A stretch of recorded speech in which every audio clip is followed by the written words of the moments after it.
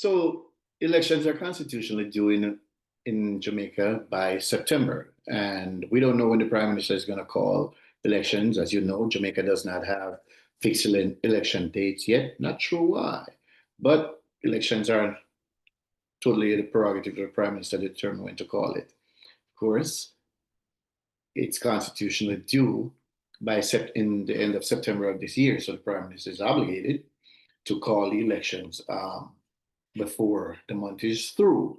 So, having said that, I've decided to do in the deep dive here on this program, we've decided to do a couple of short exposés on the prime ministers who have been around since the 1970s. And the first one we did was Michael Manley. Um, and I tried to be as objective as I can in putting together a 10 or so minute um, um, critique, if you will, and uh, try to be as objective as I possibly could on the late Prime Minister Michael Manley. And tonight I'll try to do the same with Edward Seaga. I may not always meet your everyone's idea of objectivity because we all have our biases. I have mine as they do theirs. Everybody have their own biases, but I'll try my best to be as objective as possible. As I tried to be with Michael Manley. I'll try to be with Edward Seaga. Now, not everybody's going to be happy, but I said I'll try to do my best. So, Edward Seaga was not born in Jamaica, but I will leave that alone. Edward Seaga's premiership, like Michael Manley, marked one of the most consequential and polarizing eras in modern Jamaican history. Seaga's leadership was defined by a decisive ideological pivot away from democratic socialism that Michael Manley loved towards a staunch embrace of free market capitalism, alignment with US interests, and an aggressive crackdown on political violence and dissent. While his tenure brought macroeconomic restructuring and international credibility, it also deepened social divides, entrenched political tribalism, and left a legacy of economic pain for the Jamaican masses. Of course, Seaga didn't create those economic pains. Those came from the Manley era. Seaga inherited an economy in free fall under Michael Manley's People's National Party, marked by severe hardships, capital flight, and an external isolation. In response, Seaga moved quickly to liberalize trade and to restore ties with Western financial institutions, most notably the International Monetary Fund and the Paris Club. These reforms won him favor abroad, especially with the Reagan administration, but they came at a high domestic cost. Structural adjustment policies ushered in austerity, public sector layoffs, and reduced social spending. There's not enough money to spend, and so people start to suffer. While the macroeconomic indicators improved on paper, poverty deepened and unemployment soared, particularly among urban youth. That's undeniable. Seaga positioned Jamaica as a frontline state in the Cold War at that time, aligning the island firmly with US anti-communist interests. His support for US intervention in Grenada in 1983 and close personal ties with Ronald Reagan cemented his image as a staunch ally of Washington. This foreign policy stance brought aid and investment, but it also made Jamaica appear subservient to the United States interests, alienating sections of the population that saw sovereignty as compromised. Of course, Jamaican people like to talk sovereignty when it's the JLP in power. They don't care about sovereignty when it's PNP in power. Coming to power after one of the bloodiest election campaigns in Jamaica history, Seaga's JLP government oversaw a period that saw both the continuation of institutionalization of political violence. While he sought to dismantle the heavily politicized garrison communities aligned with PNPs, his own party's association with armed elements remained vis-a-vis Tivoli Garden. Seaga government was also criticized for its authoritarian tendencies.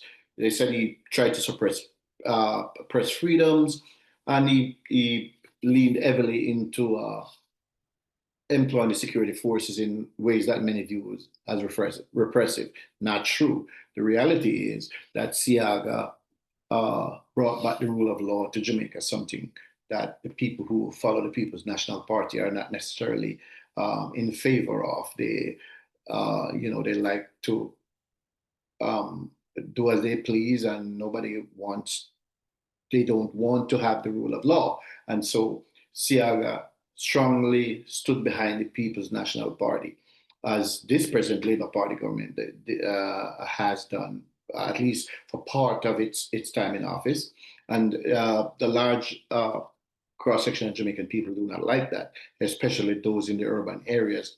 So it is seen repressive and oppressive to enforce the laws and bring back sanity to Jamaica.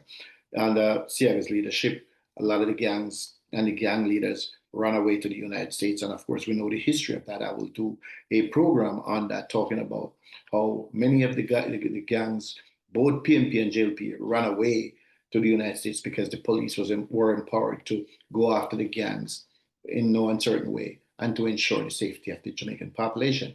Now, of course, many people who had lived under from the 1972 up after the U-Share under Michael Manley, they felt like, a lot of these people felt like they shouldn't obey any laws. So, of course, Seaga coming to power and putting his foot down, even though he was from a constituency, the Tivoli Gardens, that truthfully was one of the worst garrisons in the country.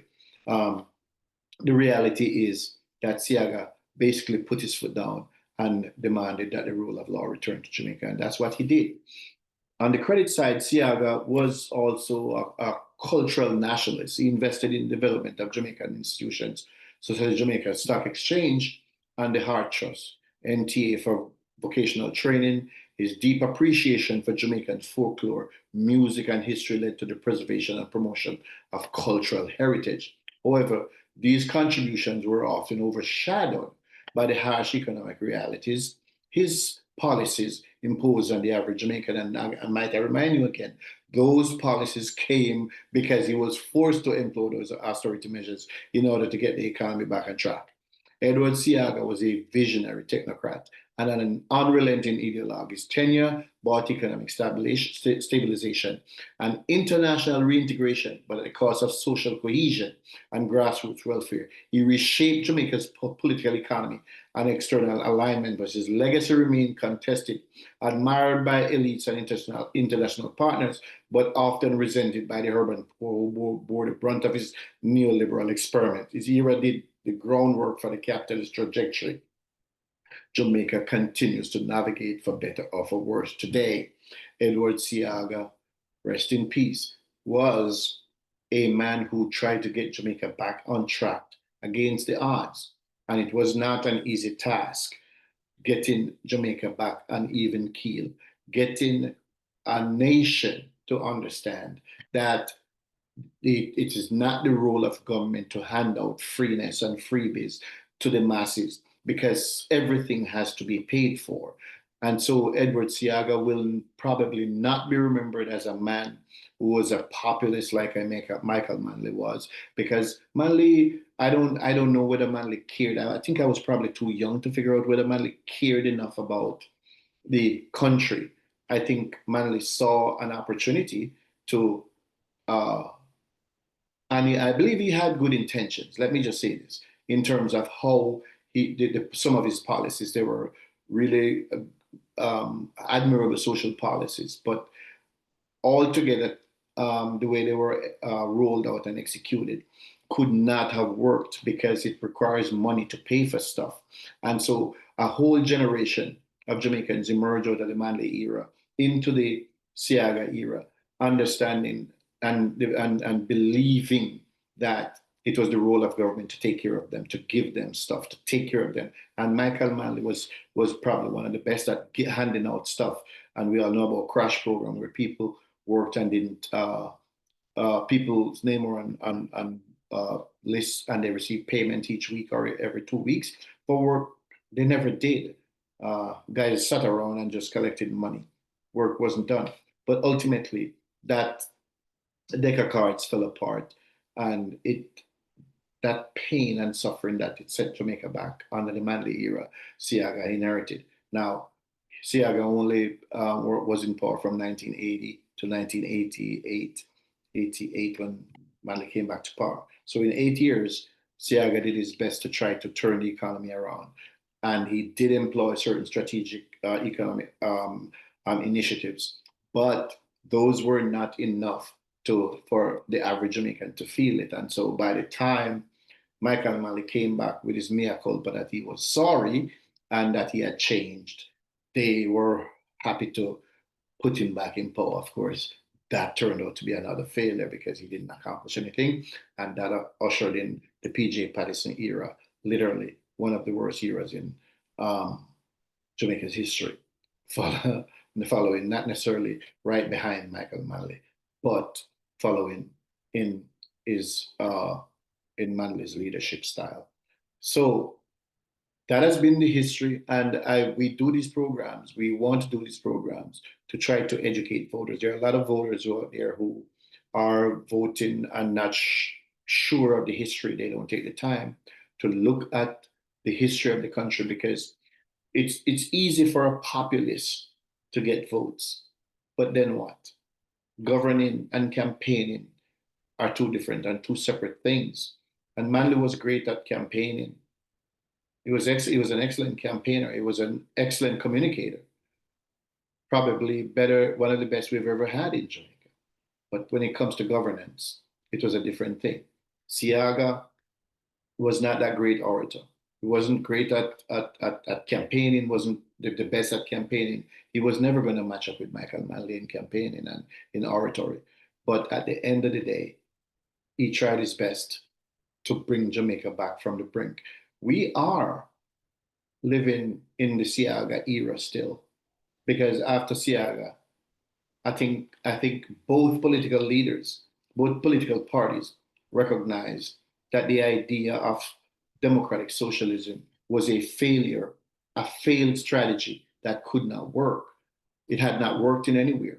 And when we looked at countries like China, communist countries, Russia, former communist. Those the only country we have in the world right now that is a stringent communists are using that philosophy that and ideology that Michael used. They are actually China and North Korea. Now China had to open up its market, and that created immense wealth for China. China only became a powerful nation within the last 50 years when Richard Nixon, the American president, went to China and opened dialogue with China, and China decided to open up its market. So even though China has remained ideologically a communist nation, and for better or for worse, that system has worked for them, um, their market, they have an open market. They are literally the factory, the manufacturing hub of the world. And there are no other countries that are using socialism as their model that we could point to and say, here's a success story. So Jamaica still to this day is using the Seaga model. Patterson was forced to go to a market economy, even though he had no idea how to do it, and he created immense harm. And the Jamaican people refused to vote for Seaga because of racism. Yes, I said it. The Jamaican people refused to put Seaga back in power because of racism, and so Bruce Golding was able to break that long drought of JLP in the wilderness. We will get to Bruce Golding's tenure. Um, and of course, Golding, Portia Simpson Miller came after that, and she was moderate. She was forced to use the IMF and to follow the macroeconomic model that the JLP had put in place, Edward Seaga had put in place. Those are those are the principles on which the Jamaican economy was built and is here today to the point of Andrew Michael Holness. We will conclude the series um, with Andrew Holness since he's the last prime minister, but we pay homage to Edward Seaga. This has been the deep dive tonight. Guys, if you haven't subscribed, please subscribe to this channel. Share the videos, share them, share them, share them, share them. Like the videos, leave us a comment. Please, please do not forget to give us a like and to leave a comment. We really appreciate you. Thank you and good night.